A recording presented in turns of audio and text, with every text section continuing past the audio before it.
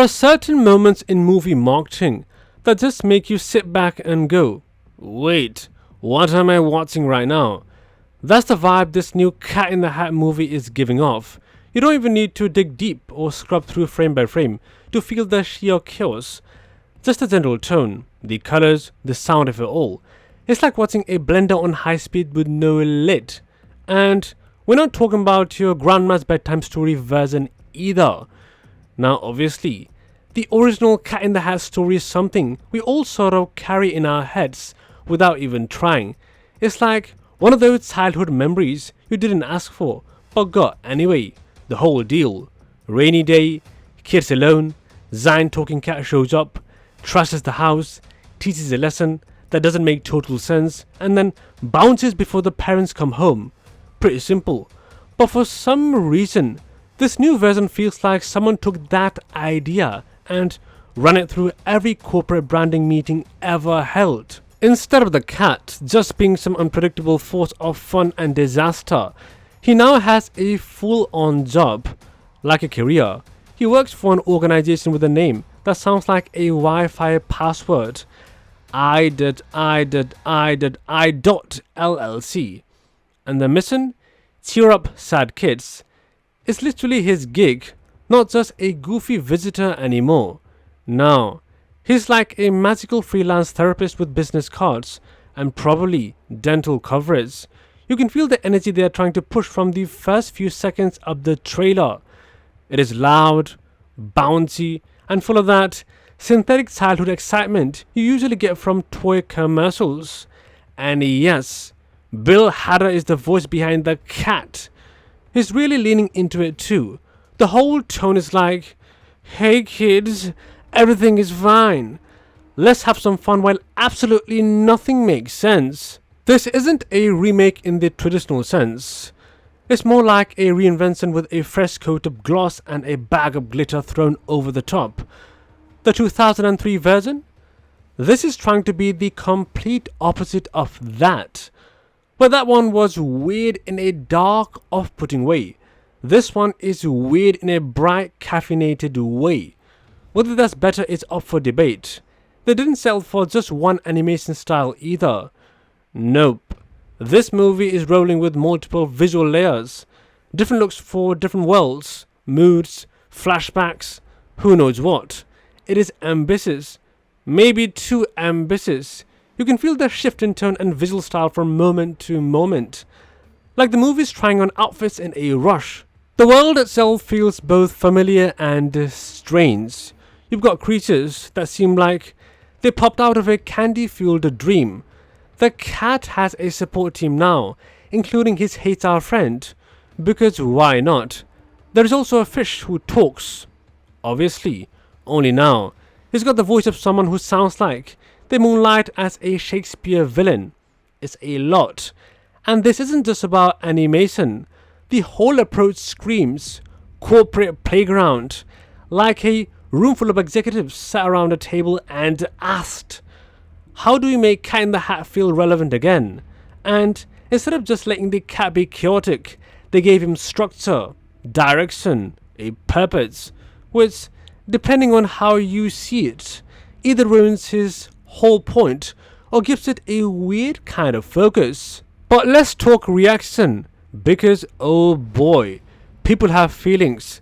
There are folks who see this as a fun creative take, something that's bright and wild and aimed squarely at kids who grew up on fast-paced cartoons. And then there are the people who hate it, like actually angry about it. The main complaint? The cat doesn't feel like the cat. He's too soft, too helpful, too normal. The edge is gone. The wildness is watered down. What used to feel like playful mischief now feels like supervised fun with a corporate mascot.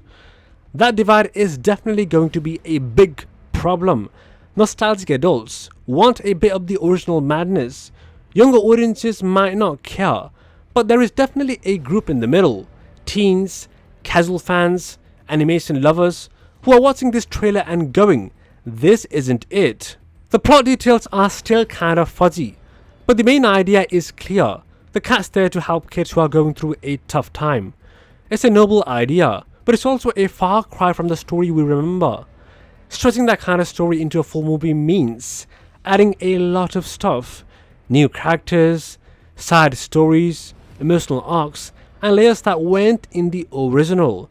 And it's fair to ask, does it still feel like the Cat in the Hat at that point, or just something else entirely with a familiar costume? Now let's touch on the money stuff.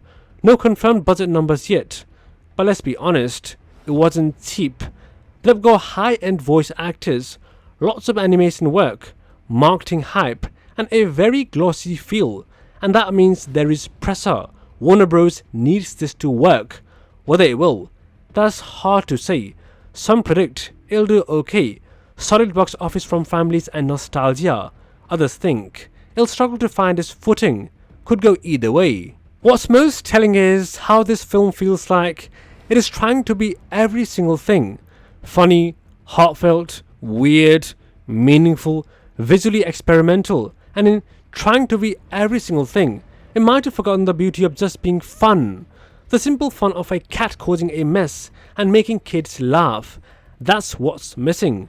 The raw chaos, the wild charm, the cat who you weren't sure you could trust, the one who didn't care about hater or rules or mission statements, the one who just showed up, broke every single thing, and then bounced with a smile.